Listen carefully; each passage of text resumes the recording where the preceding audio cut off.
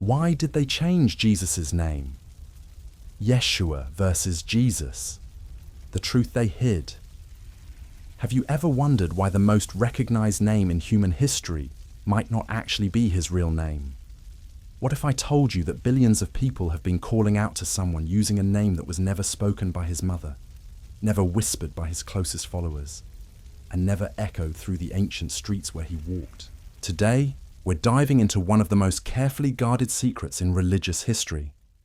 A secret so profound that it challenges everything you thought you knew about faith, identity, and the very foundations of Christianity itself.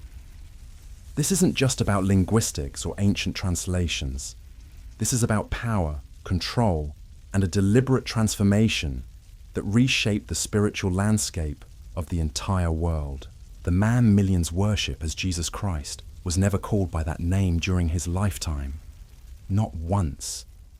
His true name carried frequencies and meanings that were considered too dangerous to preserve, too powerful to allow into the hands of ordinary believers.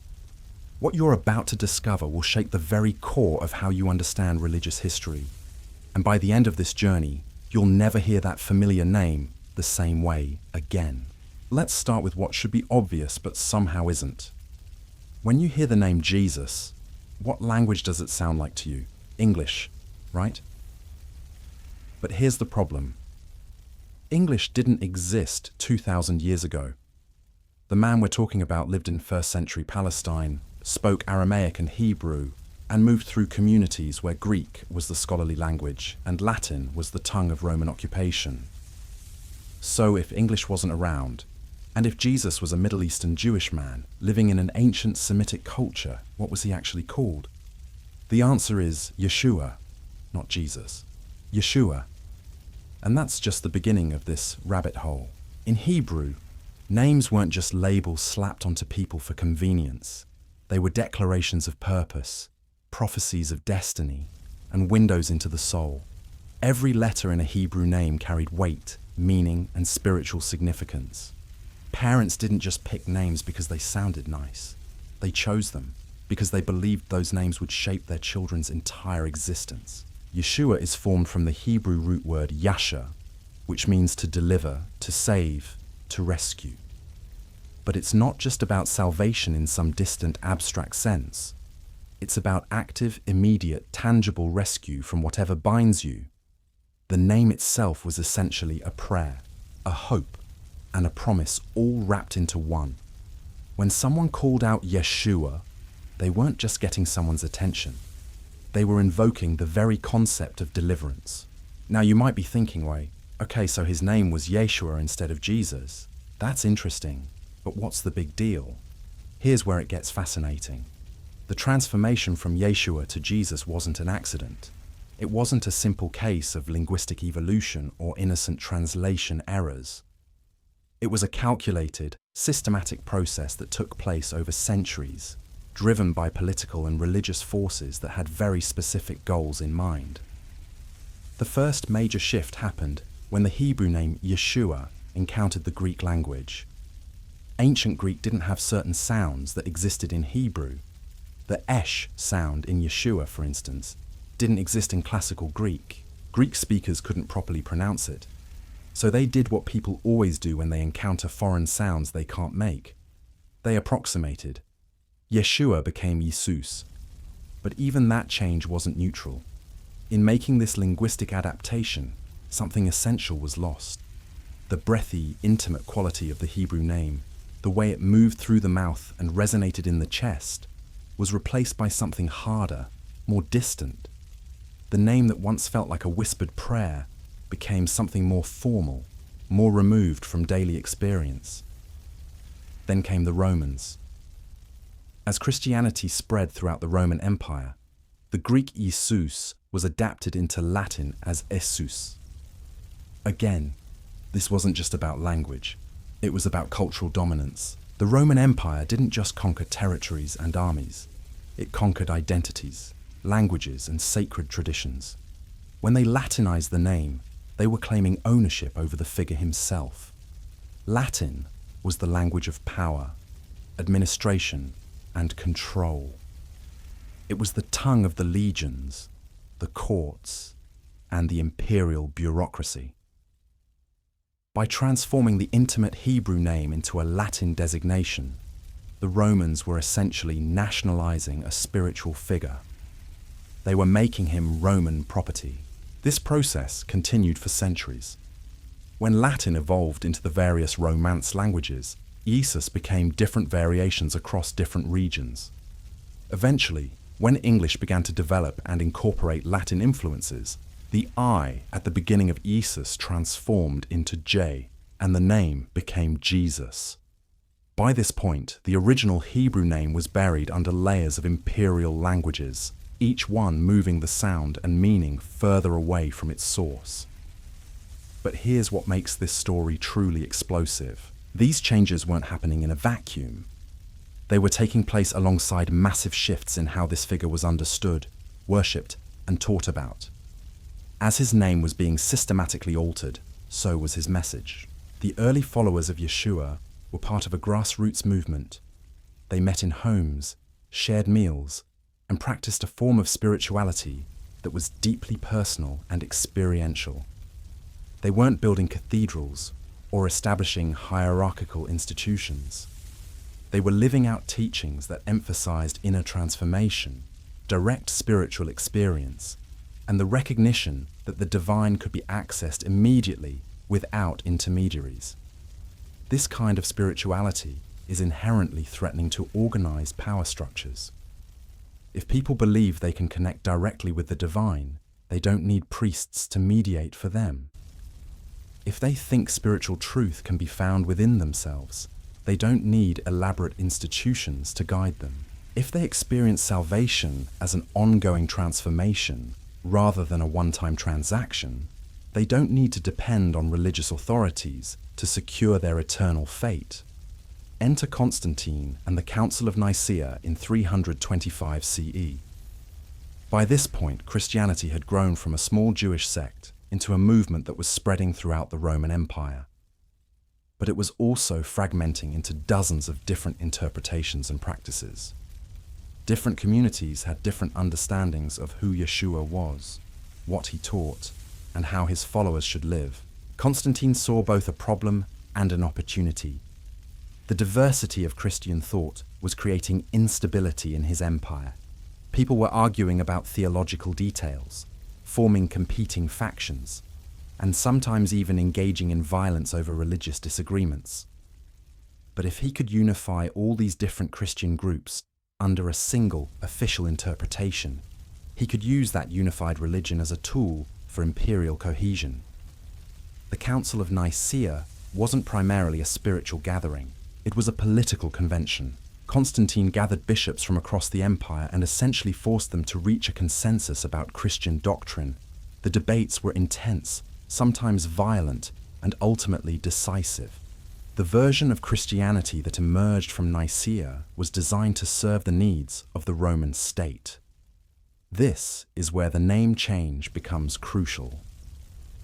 The intimate Hebrew name Yeshua represented a tradition that was too Jewish, too mystical, too decentralized for Roman purposes.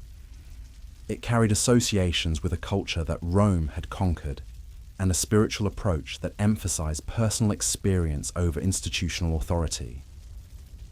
The Latinized name Jesus, by contrast, could be more easily integrated into Roman religious and political structures. But the name change was just the surface level of a much deeper transformation. Along with adopting the Roman version of the name, the Council of Nicaea also established official doctrines that moved Christianity away from its original mystical roots towards something more compatible with imperial administration. The figure who had once been understood as a teacher, a guide, and an example of human spiritual potential was redefined as a unique deity, separate from and superior to ordinary humans. The teachings about inner transformation and direct spiritual experience were de-emphasized in favor of doctrines that required institutional interpretation and mediation. This wasn't accidental. Every aspect of this transformation served the interests of organized religious and political power. A unique deity requires priests to explain him. Complex doctrines require institutional authority to interpret them. Salvation as a distant future event requires ongoing institutional support to secure it. The Hebrew name Yeshua, with its implications of immediate deliverance and accessible salvation, was simply too dangerous to preserve in its original form. It suggested that spiritual liberation was available to anyone, anywhere, without requiring permission from religious authorities or submission to imperial power. So they changed it, slowly, systematically, over centuries. They buried the original name under layers of imperial languages, each translation moving it further from its source. They replaced the grassroots movement with an institutional church. They transformed the teacher into a distant deity, and the message of inner liberation into a doctrine of external salvation. The question we need to ask ourselves is this: what else changed along with the name? If they were willing to systematically alter something as fundamental as his identity, what other aspects of the original teachings might have been modified, suppressed, or completely eliminated? In the next part of this investigation, we're going to explore exactly that question. We'll dive into the hidden gospels, the suppressed teachings, and the mystical traditions that were deemed too dangerous for public consumption. We'll discover what the original followers actually believed and practiced, and why those beliefs were considered so threatening that they had to be erased from official history.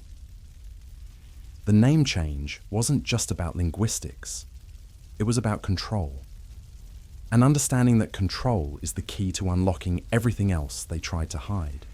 But before we dive deeper into what was hidden, we need to understand something that will fundamentally change how you see this entire story. The suppression of the original name wasn't just about erasing a word. It was about severing humanity's connection to a specific type of spiritual technology. You see, in ancient traditions, names weren't just sounds you made with your mouth. They were vibrational keys. Each letter, each syllable, each breath pattern was understood to create specific effects in both the speaker and the listener. The Hebrew language, in particular, was considered a sacred technology where every character corresponded to numerical values, geometric patterns, and energetic frequencies. When you spoke the name Yeshua correctly, you weren't just calling someone's attention, you were activating a sequence. The Hebrew letters that formed his name, Yod, Shin, Vav, Ayin, weren't random selections. Each one represented a different aspect of divine interaction with human consciousness. The Yod, shaped like a tiny flame, represented the divine spark that exists within every person. The Shin, with its 3 ascending points, symbolized the fire of transformation that burns away everything false. The Vav, literally meaning nail or hook, represented the connection between heaven and earth, spirit and matter. The Ayin, meaning eye, pointed to the inner vision that awakens when the other elements are properly aligned. Together, these letters created a formula. Not a religious formula, but a practical one. A sequence that, when properly understood and applied, would activate dormant potentials within human consciousness. The name itself was an instruction manual disguised as an identity. This is why the Hebrew tradition placed such enormous emphasis on the precise pronunciation of sacred names. They understood that changing even one sound, one breath pattern, one vibrational frequency could completely alter the effect. It wasn't superstition. It was science, a science that modern civilization has almost completely forgotten. Now imagine what happened when that carefully calibrated vibrational sequence was systematically dismantled. When Yeshua became Iesous, the breath patterns changed, the resonance frequency shifted, the activation sequence was broken. What had once been a functional spiritual technology became just a label. But here's where this gets really interesting. The people orchestrating these changes weren't ignorant about what they were doing. The Roman Empire had absorbed spiritual traditions from across the known world. Egypt, Greece, Persia, Babylon. Every culture they conquered brought with it advanced knowledge about consciousness, energy, and the relationship between sound and spiritual states. The Roman elite understood perfectly well that names carried power. They had their own sacred naming traditions, their own vibrational practices, their own methods for accessing altered states of consciousness. They knew exactly what they were destroying when they systematically altered the Hebrew name. And that's the key insight here. This wasn't cultural ignorance or linguistic accident. This was deliberate spiritual warfare. The Romans weren't just conquering territories and peoples. They were conquering consciousness itself. They were breaking the tools that allowed ordinary people to access extraordinary states of awareness. Think about it from their perspective. You're running a massive empire built on hierarchy, control, and the concentration of power in the hands of a few elite families. The last thing you want is a spiritual technology that allows peasants and slaves to access the same expanded states of consciousness that your mystery schools reserve for the ruling class. The original name, with its activation properties, was essentially democratizing divine access. Anyone who knew the proper pronunciation and breath patterns could potentially unlock the same spiritual states that took initiates in the Egyptian mystery schools decades to achieve. That kind of spiritual equality was absolutely incompatible with imperial power structures. So they broke it, systematically, methodically, over generations. They replaced the vibrational key with a dead label. They transformed a functional spiritual technology into empty religious rhetoric. They took something that was designed to wake people up and turned it into something that would keep them asleep. But the name change was just the beginning.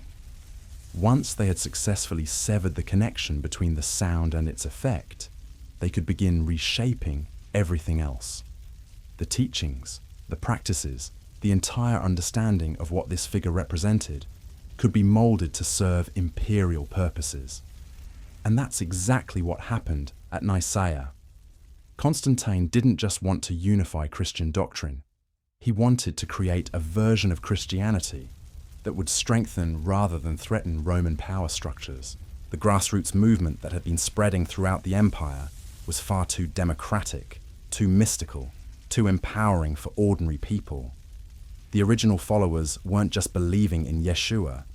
They were trying to become like him. They understood his teachings as instructions for human transformation, not worship of a distant deity. They practiced techniques for expanding consciousness, accessing inner wisdom, and directly experiencing what they called the kingdom of heaven. This kind of spiritual practice creates people who are very difficult to control. When you know you can access divine wisdom directly, you don't need priests to interpret reality for you. When you've experienced expanded states of consciousness, you see through propaganda and manipulation more easily. When you understand that the kingdom of heaven is a state of consciousness available right now, you become much less interested in deferring your liberation to some future afterlife reward. The Roman Empire needed citizens who would obey authority, pay taxes, serve in the military, and generally participate in the imperial system without questioning its fundamental legitimacy. The original Yeshua movement was producing people who were becoming increasingly detached from worldly power structures and increasingly committed to inner transformation. From Constantine's perspective, this was a crisis that required immediate intervention. But he was too clever to simply suppress the movement directly. Instead, he co-opted it. He took the revolutionary spiritual technology and transformed it into an institution that would serve imperial purposes. The Council of Nicaea established Christianity as the official religion of the Roman Empire. But it wasn't the same Christianity that had been spreading through underground networks for 3 centuries. It was a carefully engineered version designed to channel spiritual energy into support for existing power structures rather than transformation of consciousness. The deity they created at Nicaea was safely distant, accessible only through institutional mediation. The salvation they defined was deferred to a future afterlife, removing any urgency for immediate transformation. The practices they authorized were designed to create obedient believers rather than awakened individuals, and at the center of it all was the new name. Jesus, the Romanized version, carried none of the vibrational properties that made the original name so dangerous. It was just a word, a label, a brand for the new institutional religion, perfect for empire, useless for awakening. But here's what they couldn't completely destroy: the underground traditions. While the official church was being established with its sanitized doctrines and Roman-friendly interpretations, the original teachings continued to circulate in hidden networks. Secret schools, mystical brotherhoods, and esoteric traditions preserved the techniques and understandings that had been deemed too dangerous for public consumption. These underground currents maintained the original pronunciation of the name, along with the breathing techniques and consciousness practices that made it effective. They preserved the teachings about inner transformation, direct spiritual experience, and the immediate availability of what the official church had pushed into a distant future. They also maintained libraries of texts that told a very different story about who this figure was, what he actually taught, and what his early followers were really doing.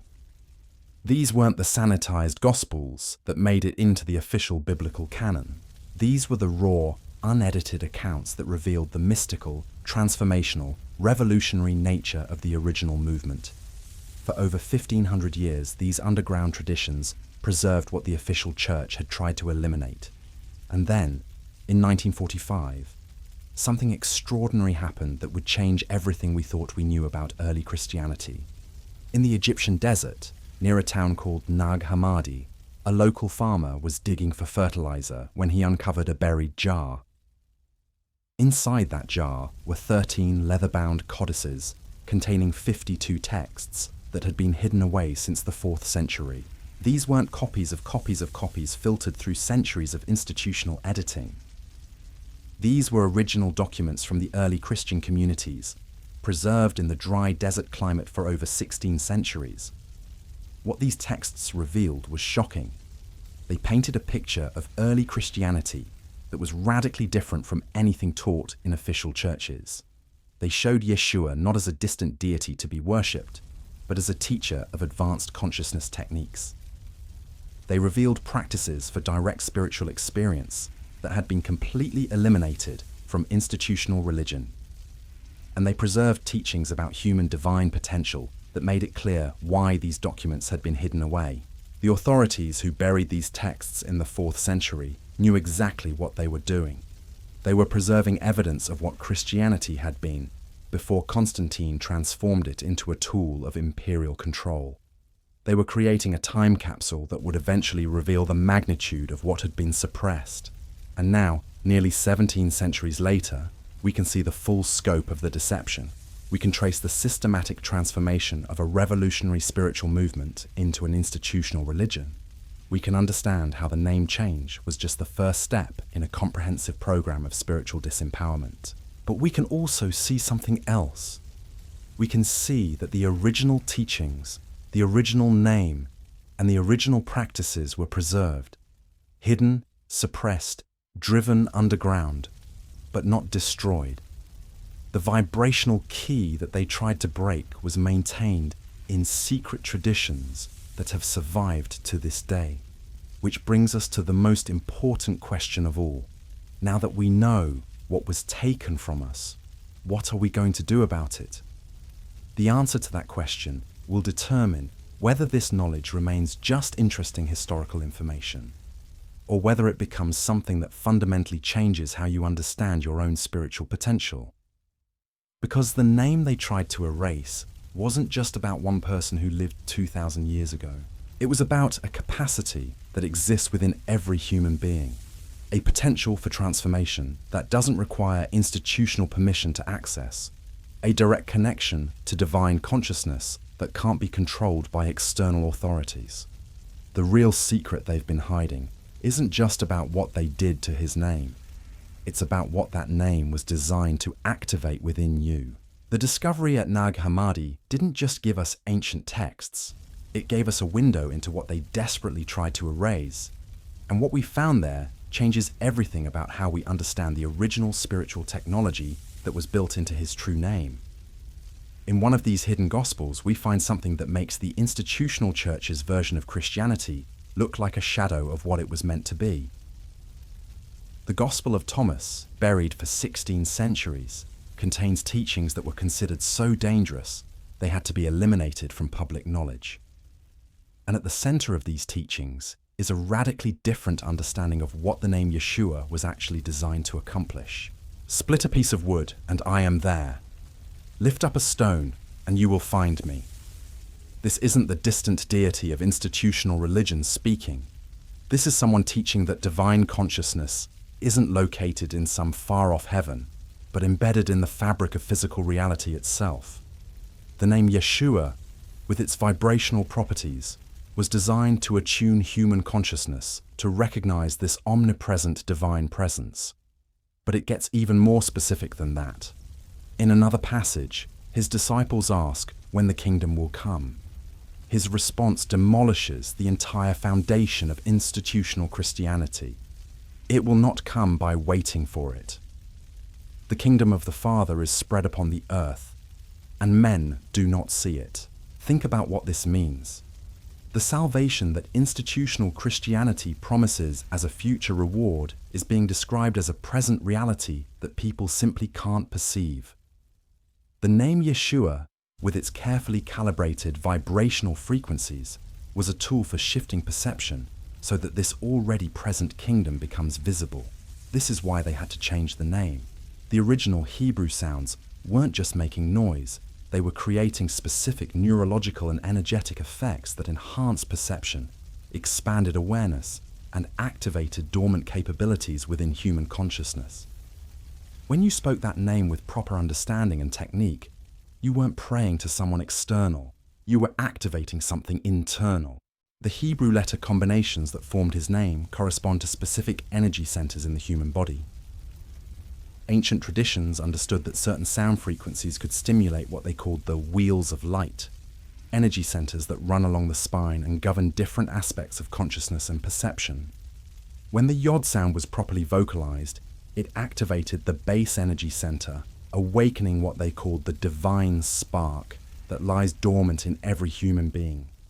The shin frequency stimulated the heart center, igniting what they described as the fire of transformation that burns away everything false. The vav sound opened the throat center, establishing the connection between higher and lower consciousness. And the ayin frequency activated the forehead center, opening what they called the single eye that perceives spiritual reality. This wasn't religious symbolism.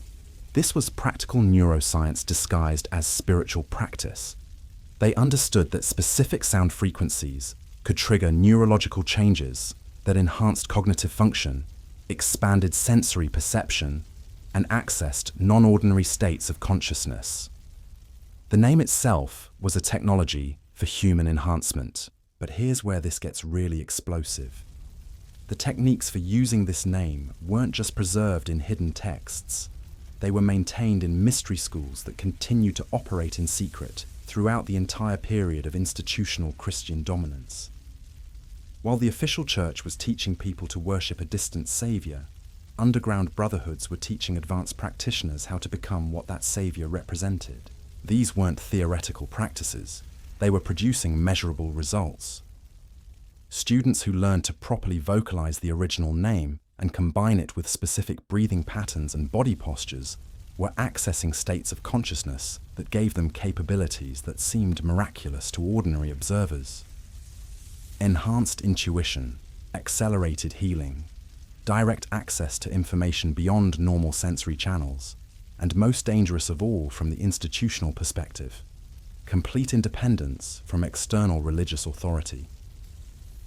The mystery schools understood something that modern science is only beginning to rediscover. Consciousness isn't produced by the brain. The brain is a receiver and transmitter of consciousness. And just like any receiver, it can be tuned to different frequencies. The original name was a tuning mechanism designed to adjust human consciousness to frequencies where expanded capabilities become accessible. This is why the Roman Empire was so determined to destroy this knowledge. They weren't just dealing with a religious movement. They were dealing with a technology that could fundamentally alter human consciousness on a mass scale. Imagine an empire trying to maintain control over populations that had direct access to expanded awareness enhanced intuition, and complete spiritual independence. It would be impossible. People who can access higher states of consciousness don't make good slaves. They see through manipulation, they resist unjust authority, and they refuse to accept limitations that others try to impose on them. From the perspective of those who profit from human unconsciousness, this technology was the ultimate threat. So they didn't just change the name.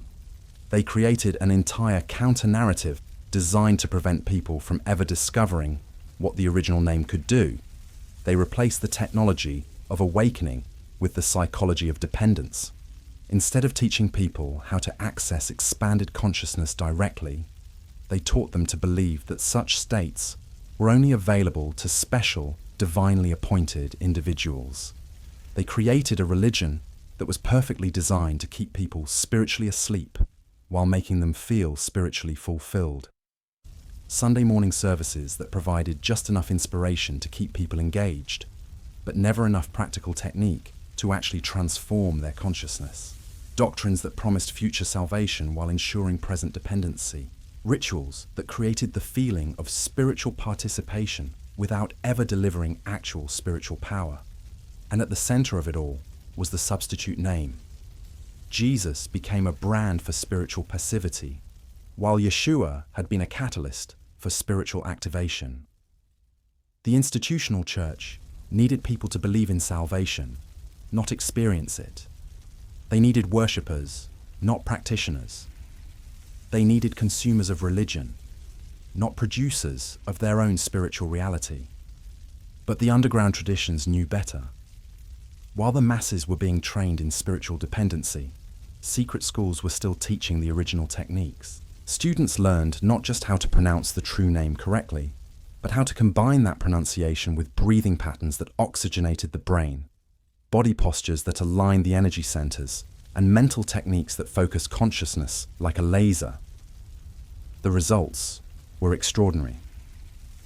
Historical records from these mystery schools describe students who developed what they called the Christ consciousness, a state of expanded awareness where ordinary human limitations dissolved and extraordinary capabilities emerged. They could perceive energy fields around living beings, access information from non-physical sources, accelerate healing processes in themselves and others, and maintain states of inner peace and clarity regardless of external circumstances. This wasn't mystical fantasy. This was practical training in consciousness technologies that had been developed and refined over thousands of years. The original name was just one component of a comprehensive system for human transformation that included dietary practices, physical exercises, breathing techniques, mental disciplines, and energetic methods that work together to optimize every aspect of human function. These schools understood that humans weren't meant to live in the limited, unconscious state that had become normal in civilized society. They saw ordinary human consciousness as a kind of spiritual sleep, and they had developed precise methods for awakening from that sleep into what they called the resurrection of the living. The word resurrection in their understanding didn't refer to something that happened after death. It referred to something that could happen while you were still alive. It meant the awakening of consciousness capacities that most people never access because they don't know the techniques for activating them. And the key to the entire process was learning to work with the vibrational properties of the original name. Not just saying it, but breathing it, feeling it, allowing it to restructure the energetic patterns that govern consciousness itself. Students learned to use the name as a kind of sonic key that unlocked dormant potentials within their own nervous systems. This is what the institutional church was really trying to suppress. Not just alternative theological interpretations, but practical methods for accessing states of consciousness that would make institutional authority irrelevant. People who could directly experience expanded awareness didn't need priests to explain reality to them. They could see for themselves, but the suppression wasn't complete. Even within the official church, certain individuals maintained access to the original techniques. Mystics, contemplatives, and esoteric practitioners found ways to preserve and practice the consciousness technologies that had been officially eliminated. They disguised the techniques as conventional religious practices, encoded them in symbolic artwork and architecture, and passed them down through initiatic lineages that operated parallel to institutional structures. Some of the most profound spiritual literature in Christian history was produced by people who had learned to access the consciousness states that the original name was designed to activate. They couldn't speak openly about the techniques they were using, but they could describe the states of awareness those techniques produced. Their writings became coded instruction manuals for others who knew how to read between the lines. The cathedral builders encoded the same knowledge into stone. Gothic architecture wasn't just aesthetically beautiful, it was acoustically designed to amplify and focus specific sound frequencies. When the original name was properly vocalized in these sacred spaces, the architecture itself became part of the consciousness technology. The stone chambers were tuned like massive resonators that amplified the vibrational effects of the sacred sounds. Even the stained glass windows were part of the system. Different colors of light affect human consciousness in measurable ways. The windows were designed to create specific combinations of colored light that enhance the neurological effects of the sound practices. Students who learned to combine proper vocalization with optimal lighting conditions could access expanded states with much greater ease and stability. But perhaps the most sophisticated preservation of the original technology occurred in the development of what became known as sacred music. Gregorian chant, Byzantine liturgy, and other forms of religious music weren't just artistic expressions. They were consciousness technologies disguised as worship practices.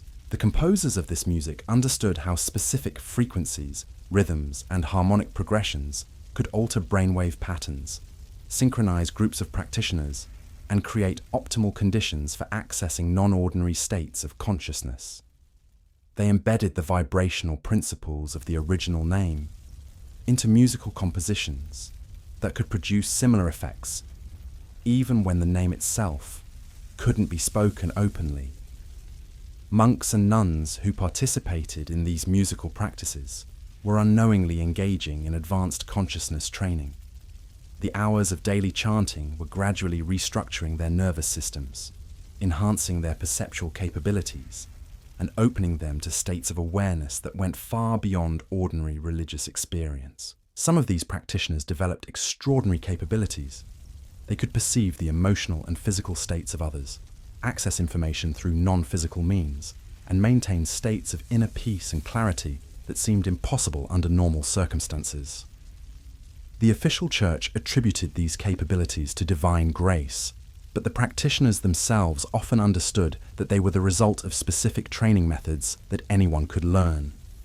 This brings us to one of the most important questions in this entire investigation. If these techniques were so powerful, and if they were preserved in various forms throughout the entire period of institutional suppression, why isn't this knowledge more widely available today? The answer reveals the final phase of the cover-up, one that extends into our current time and affects how millions of people understand spirituality right now. The suppression of the original name and its associated technologies didn't end with Constantine. It evolved, adapted, and found new methods for keeping this knowledge away from the general population. In our next section, we're going to explore how modern religious institutions, New Age movements, and even scientific materialism have all played roles in maintaining the cover-up.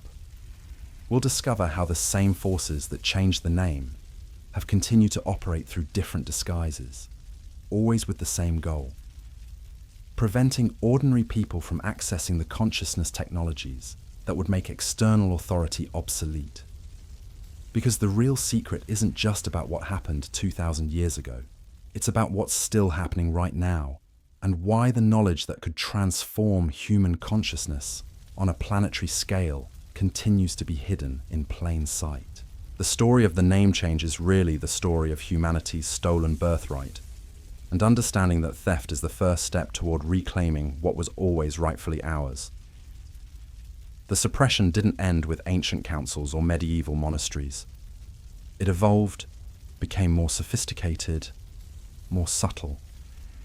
Today's spiritual seekers think they're free to explore any path they choose. But the same mechanisms of control that buried the original name have simply adapted to modern times. They've learned to hide in plain sight, operating through movements that appear to offer spiritual freedom while actually maintaining the same fundamental separation between seekers and their own power. Take the New Age movement, for instance. On the surface, it seems to reject institutional Christianity entirely.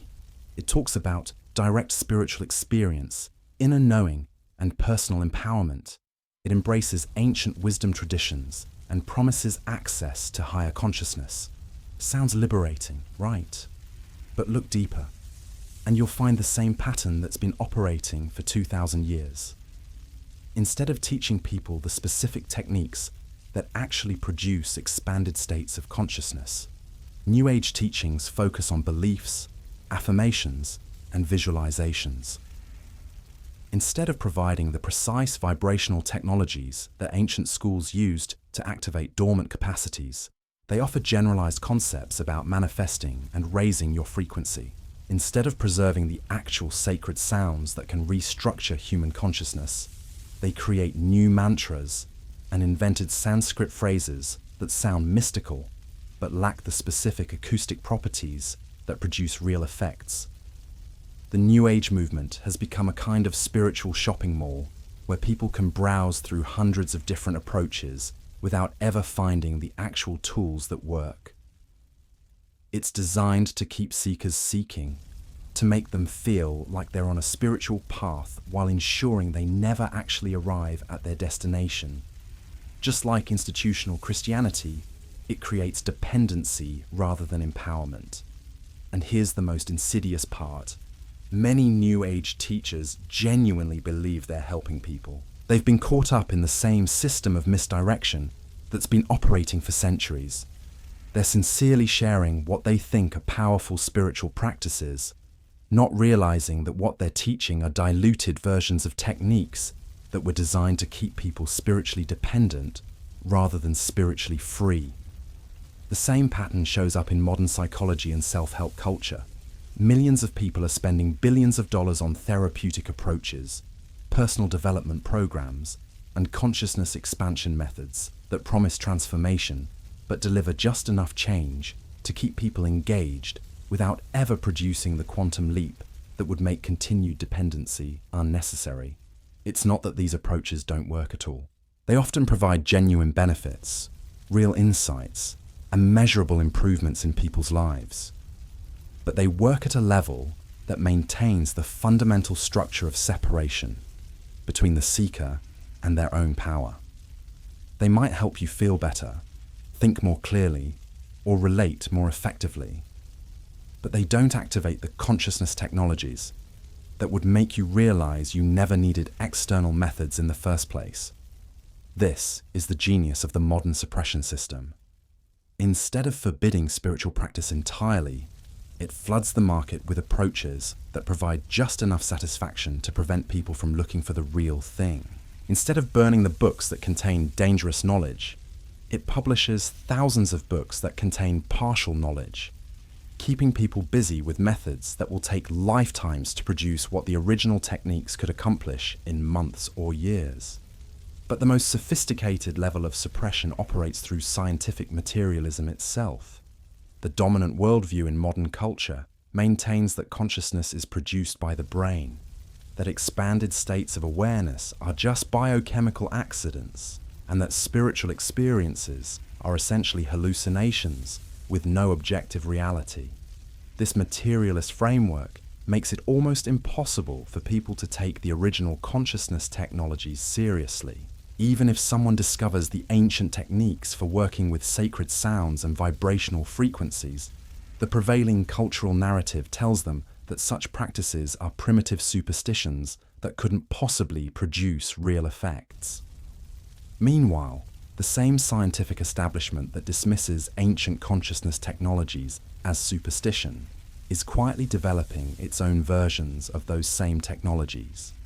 Research into binaural beats, brainwave entrainment, neurofeedback, and psychoactive compounds is revealing that specific frequencies, rhythms, and chemical triggers can indeed produce dramatic alterations in consciousness and cognitive function.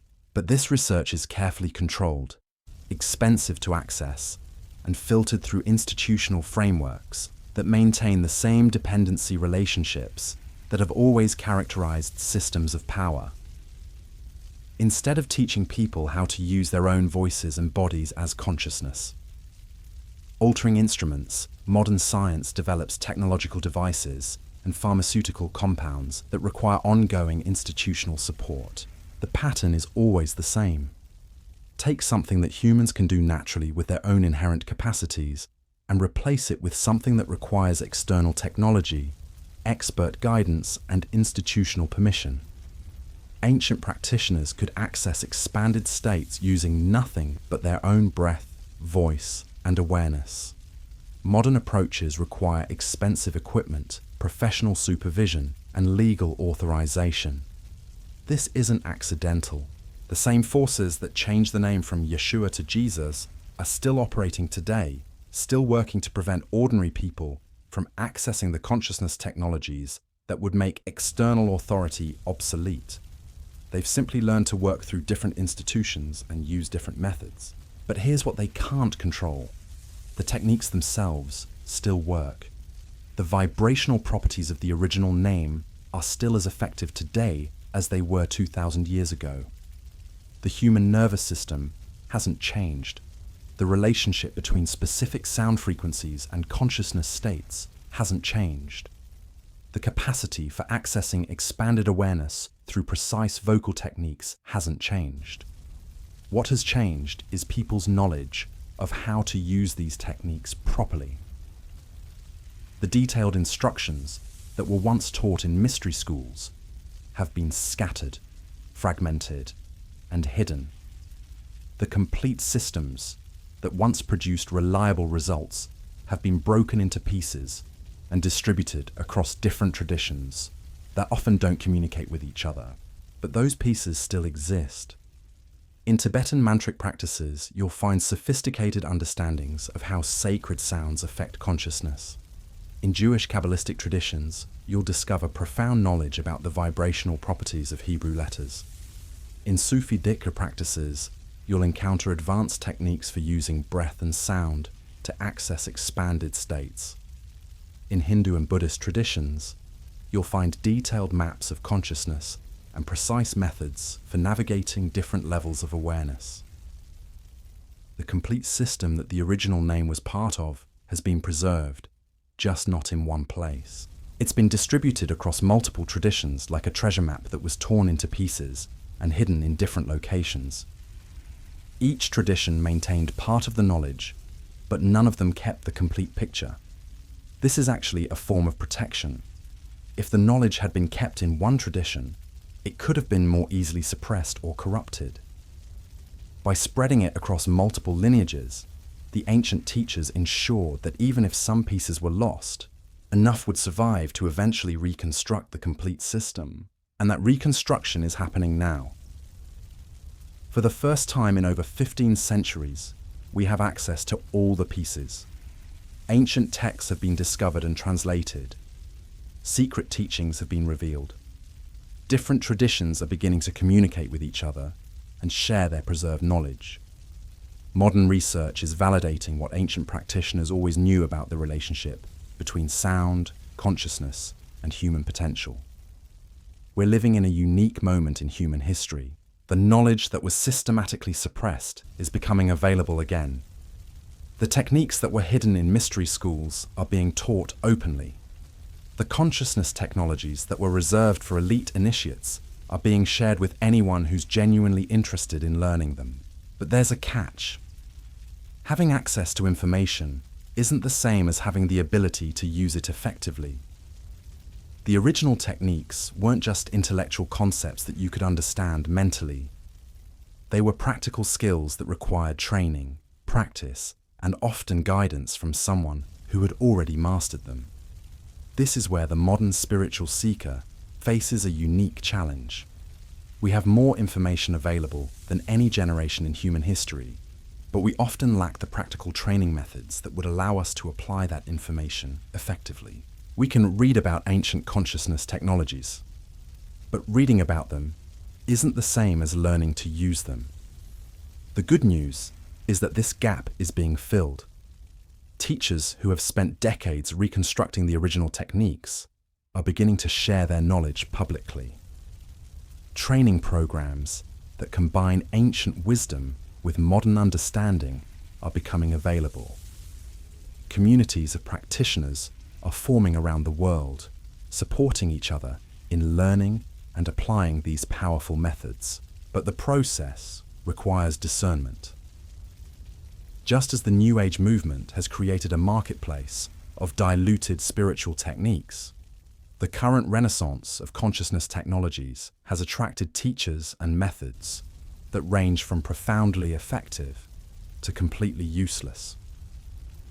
Learning to distinguish between authentic teachings and sophisticated imitations is itself a crucial skill.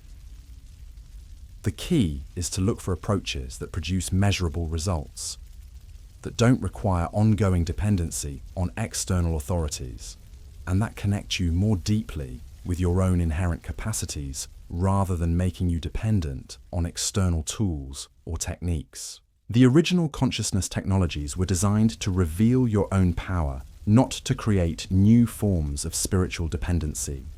So here we stand at the end of this investigation, armed with knowledge that changes everything.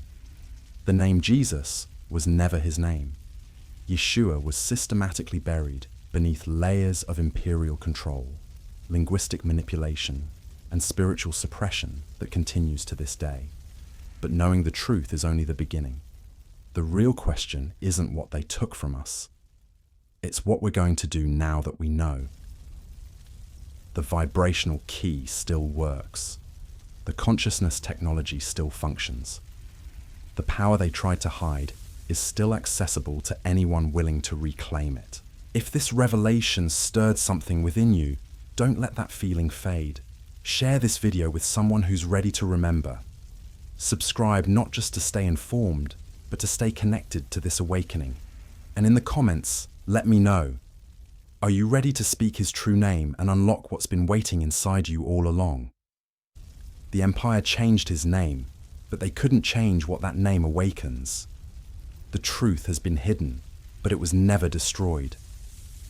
And now, it's time to remember who we really are.